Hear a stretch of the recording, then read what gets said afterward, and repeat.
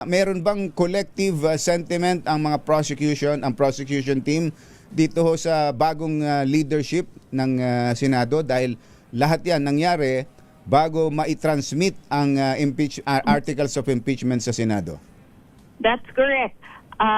In fact, nangyari po ang coup nila, ang pagpapalit ng liderato sa Senado noong tayo ay nag-deliberate sa ating report, resolution, and articles on impeachment noong Monday po. Remember, tumayo po si Chairwoman Jinky at prinisinta itong mga ito at dinipensahan ng ating articles of impeachment.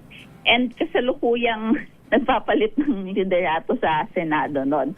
So kami po, siyempre, as prosecutors, paniwala namin na may kinalaman ito sa impeachment, maski ano pa pong sabihin ng ating mga senador.